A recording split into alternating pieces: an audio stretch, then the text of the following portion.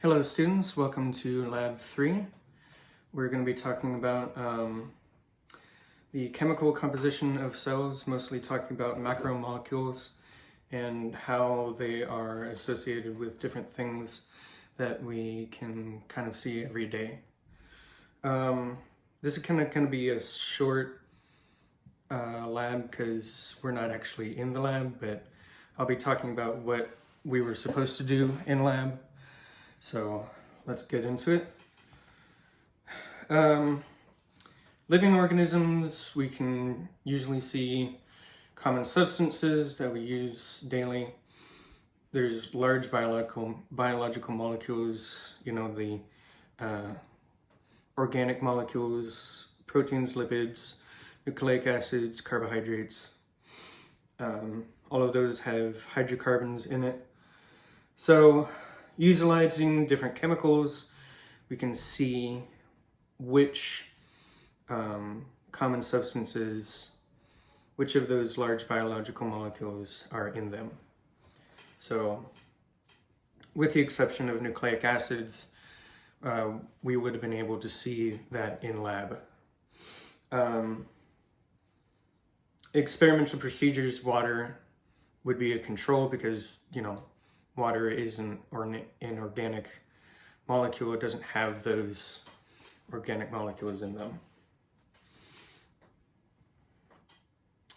So we have a different reagent for each molecule that we're testing for. We have a positive test, would be a color change.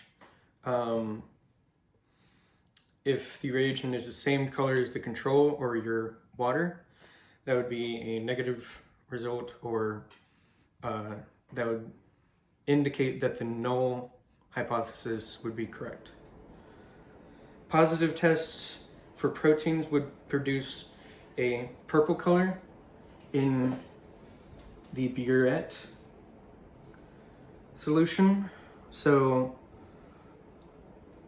the negative result would be a blue color, right? Because your burette is blue. So test tube A produced a positive test, and then test tube B is the control.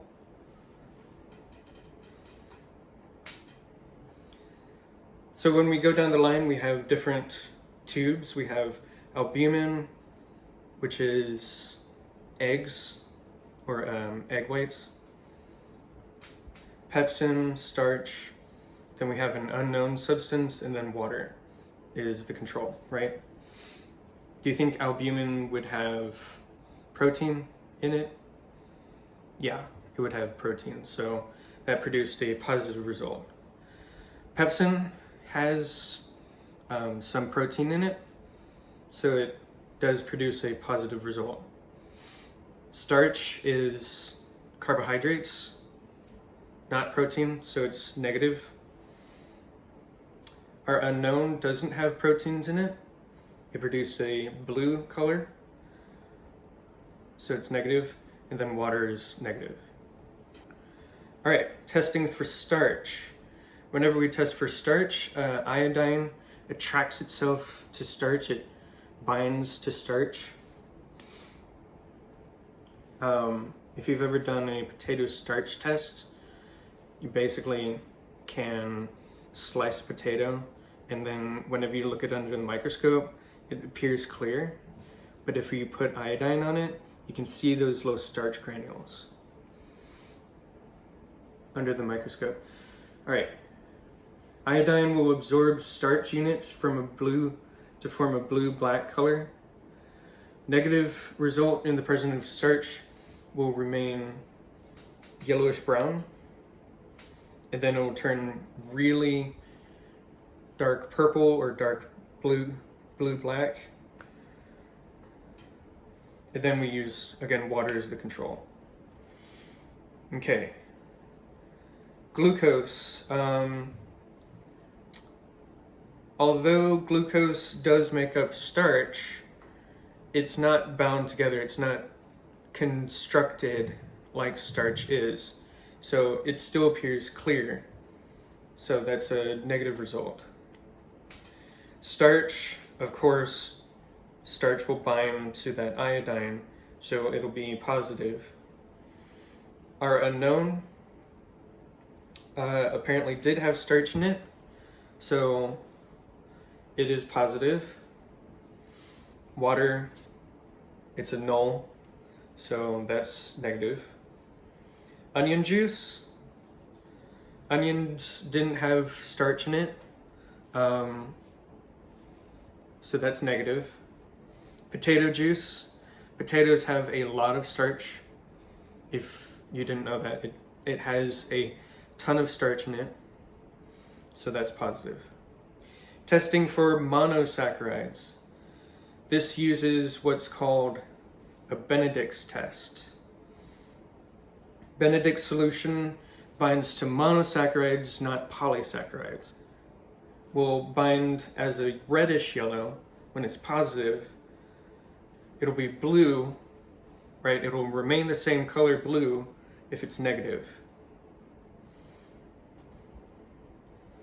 Okay. Glucose. Glucose is a monosaccharide. So it'll be reddish color in the final appearance, which means a positive result. Starch is a polysaccharide, so it shouldn't bind to it, which means it's a negative result. Our unknown substance remained blue, which means it's also a negative result. Water doesn't have anything, right? That's our null, negative result. Onion juice had a lot of that monosaccharide in it. So it didn't have polysaccharides, it had monosaccharides in it. It appeared red, so it's a positive result. Potato juice, again, it has polysaccharides, not monosaccharides in it. So that's a negative result. Now we're going to test for lipids. Testing for lipids, I'm sure that you know that if you have some type of fatty food or whatever and you try to put it on like a napkin or something, it'll spread out. It'll have that, fatty stain on your napkin. So any type of lipid will produce a translucent spot on the paper towel. If you don't have that lipid, it won't leave that spot on the paper towel. Pretty simple test.